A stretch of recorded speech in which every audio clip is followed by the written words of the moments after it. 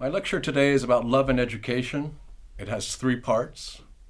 In the first, I will offer some general reflections on the theme.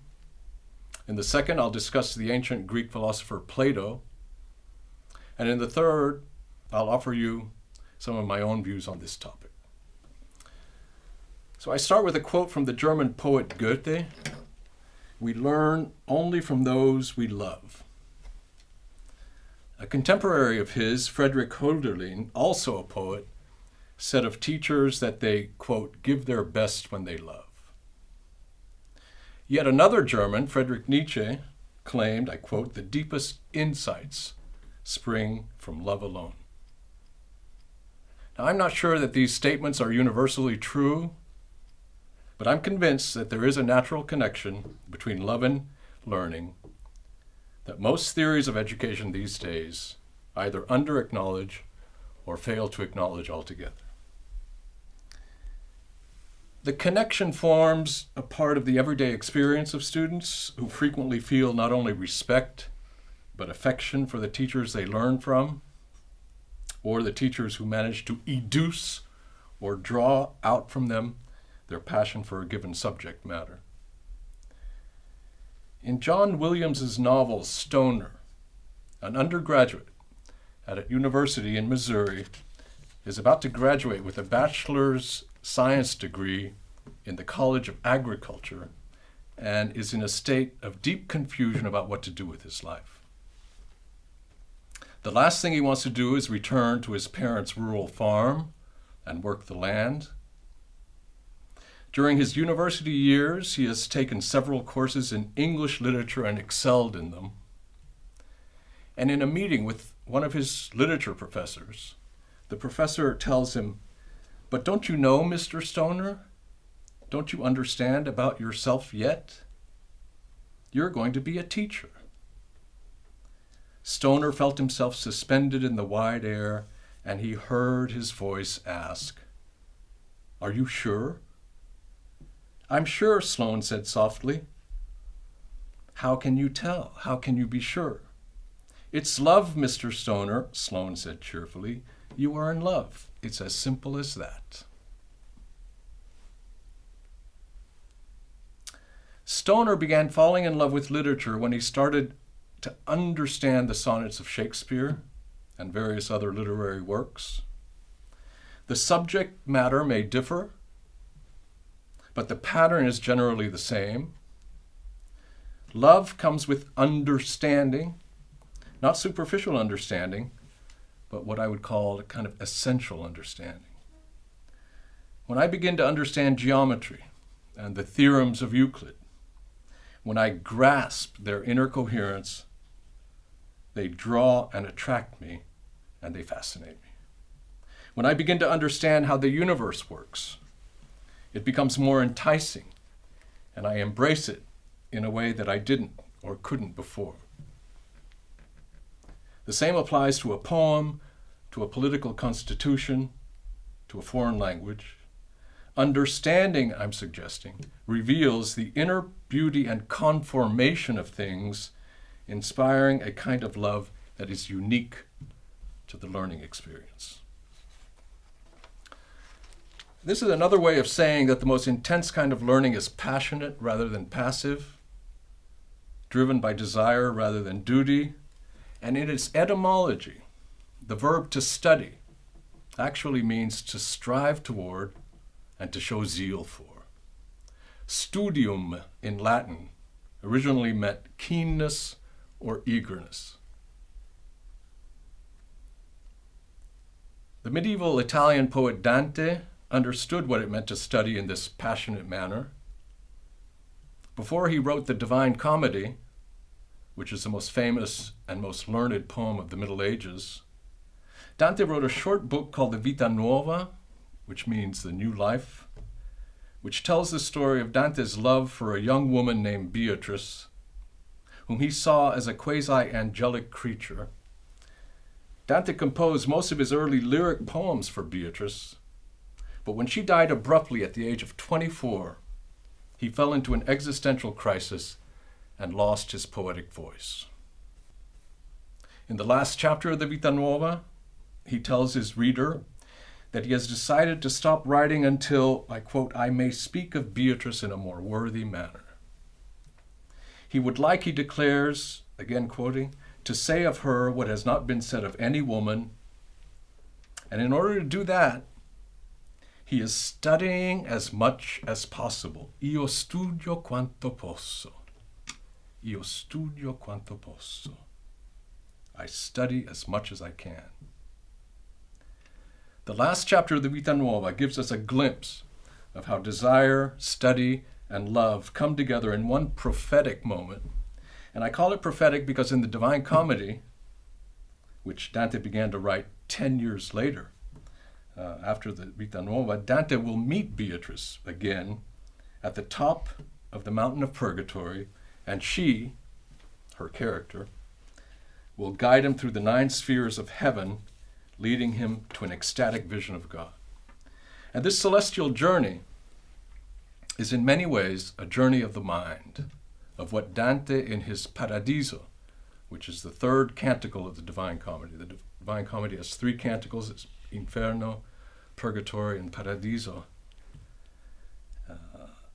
And in the Paradiso, Dante speaks of something that he calls la mente innamorata, the mind in love. And that enamored mind is one that seeks with eager desire the truth of creation. And until the very end of his journey in the Divine Comedy, Dante remains a student, learning about the nature of that love that moves the sun and the other stars, as the very last verse of his poem puts it. So I move now to the second part of my lecture, which I will devote to the Greek philosopher Plato. And the reason I want to give special attention to Plato is because he was one of the few philosophers, maybe the only philosopher, who thought deeply about the role love plays in education. Both Plato and his teacher Socrates believed that the highest kind of learning, call it humanistic or philosophical learning, takes place not through acquisition of facts and information, but through a passionate devotion to knowledge, or to what Plato called the matter of philosophy. The matter of philosophy, to pragma auto in Greek.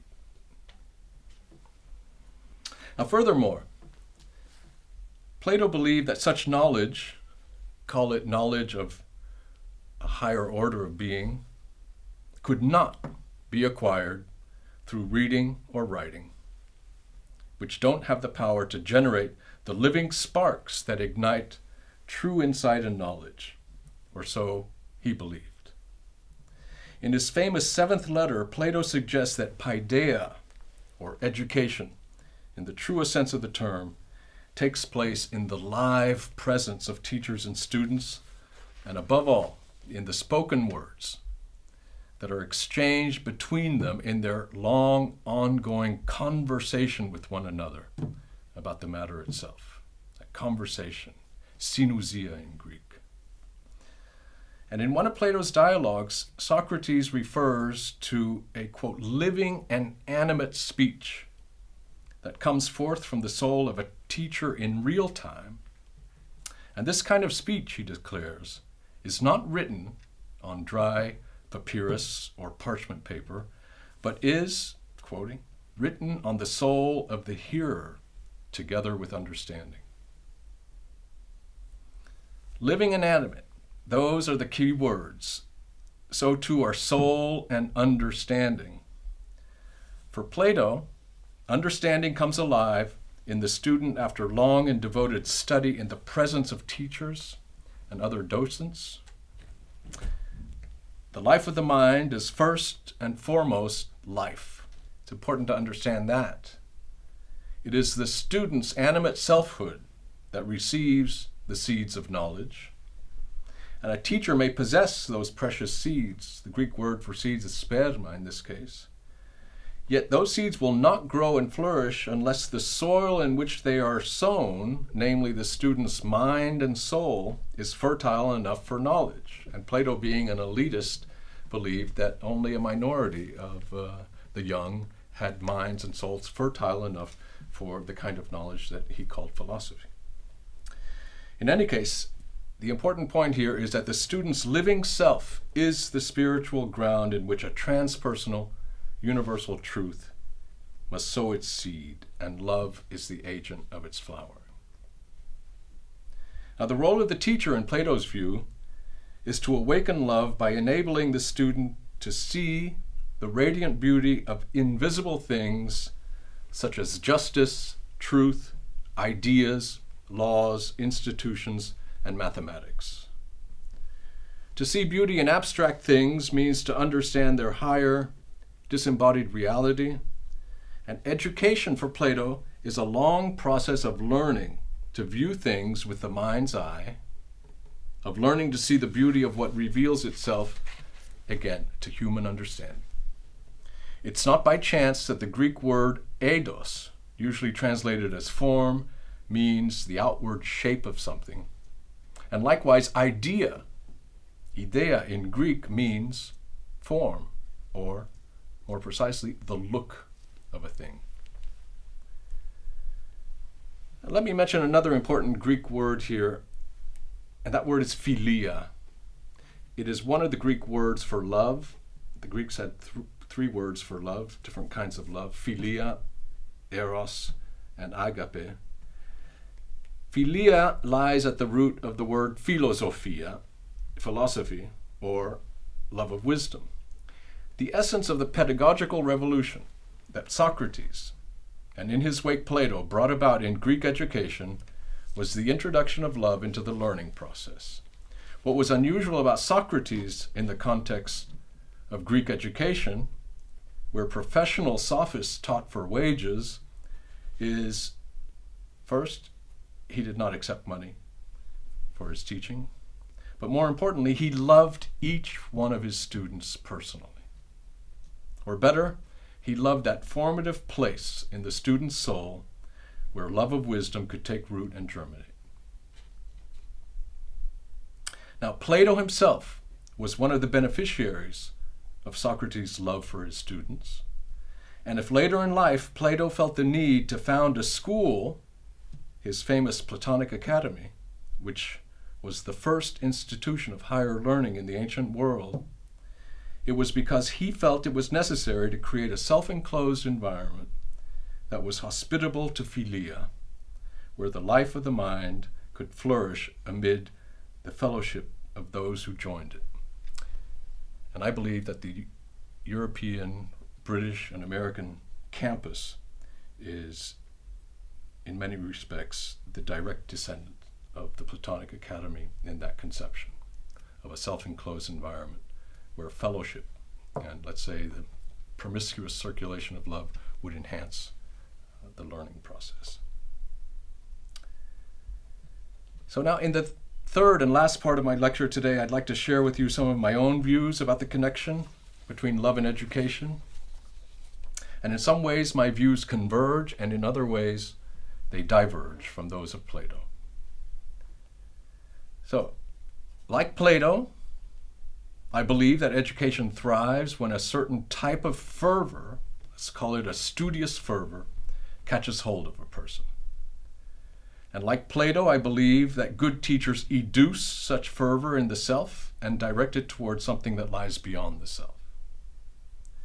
I also believe, like Plato, that love responds to the beautiful, and that the beautiful often reveals itself to and through our understanding. The honeycomb of a beehive becomes more beautiful when one understands the hexagon in its formal definition as an equilateral and equiangular form that is bicentric, a form that is both cyclic and tangential. And here you all know that a beehive, the honeycombs of the beehive have the hexagonal form. Now, my views diverge from Plato in two important ways. First, I believe that reading and writing play a far more essential role than Plato allowed for. The living converse between teacher and student is crucial, I don't deny that. But I believe that books are often the best teachers and that they have a singular power to reach into that quiet, inward place that Plato called the soul. I believe furthermore that words in a book can be every bit as animate, if not more animate, than the words spoken in classrooms, seminars, or symposia. Now, my views about love and education diverge from Plato in another, more important respect. Now, for Plato, the ultimate goal of education is to direct the student's love toward transcendent truth and wisdom. And Plato's wisdom was, in many ways, at odds with both the human world and the natural world.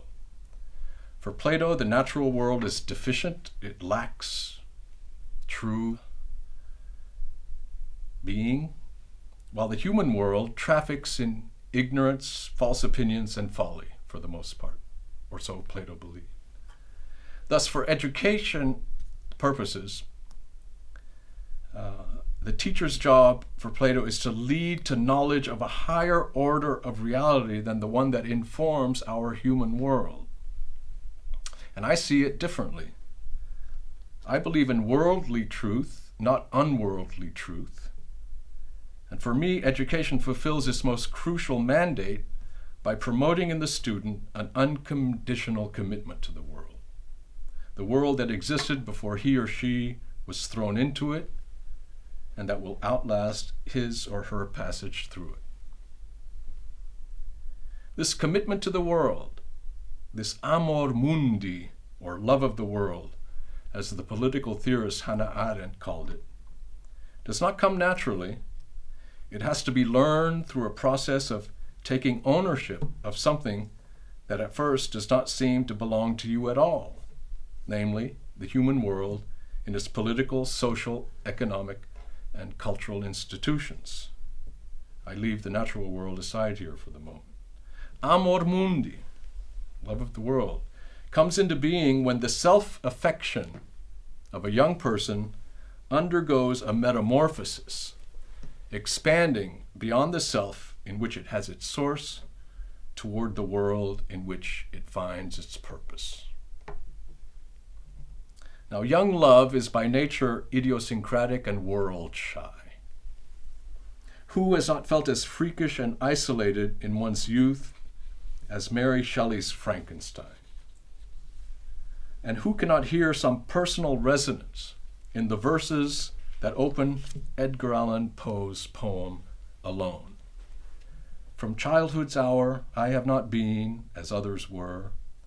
I have not seen as others saw. I could not bring my passions from a common spring. From the same source I have not taken my sorrow. I could not awaken my heart to joy at the same tone, and all I loved alone. Now, the role of education as I see it is to submit this uncommon spring of self-affection to a maturation process and to mobilize it on behalf of the common world that binds the citizens of a polity together as a plurality. The uncommon spring that Poe refers to is what ultimately separates one person from another.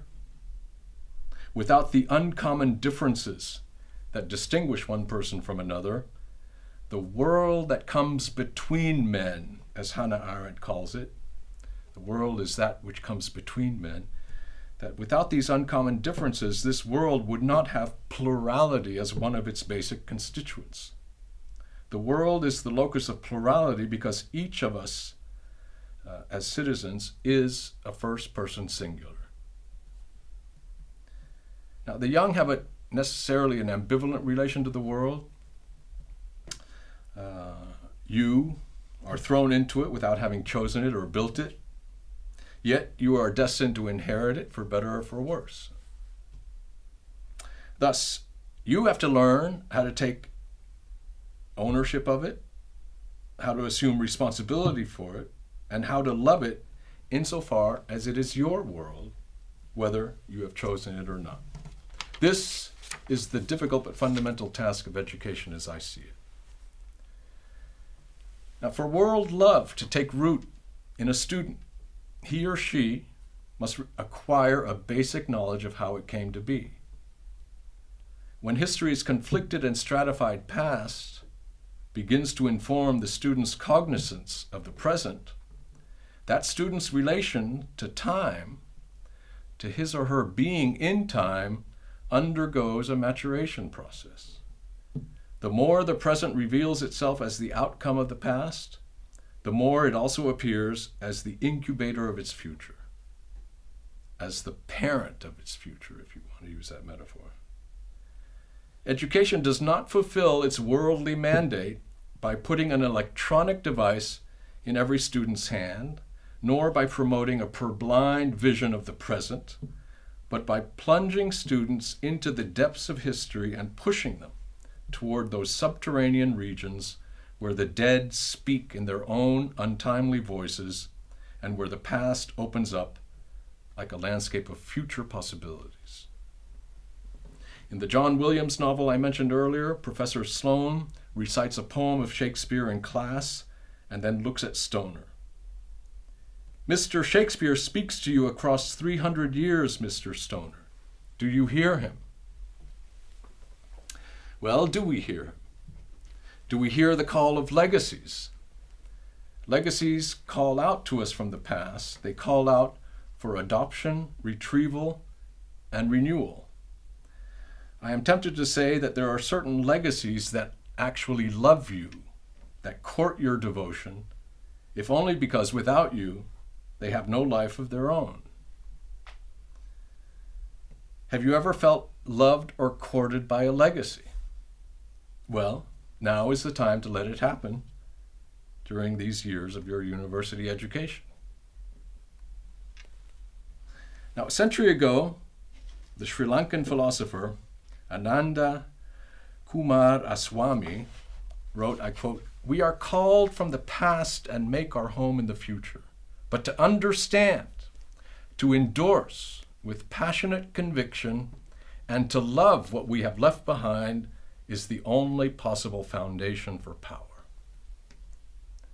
Again, love of the world is engendered first and foremost by understanding how the world in its present historical reality came to be. We must learn the idiolects of the dead. That is why it is important for education to resist the siren calls of the contemporary and keep open the dimension of the untimely. Since we make the future only out of what has been bestowed, education's first order of business is to foster the conditions that make bestowal take place. In his book, Matter and Memory, the French philosopher Henri Bergson defined living memory as, quote, "the synthesis of past and present with a view to the future." In its ideal, education sponsors a living memory of this sort. Now, it requires a great deal of world love, of amor mundi, to take the well-being of the world to heart and commit yourself to assuring that it doesn't fall to pieces on your watch. It is that love alone that takes custody of the world's future. Wherever it comes from, we need a lot more of it in our world today. To put it in a final sentence, education teaches you to love, not yourself, but the world that made you possible and that depends on you for its future.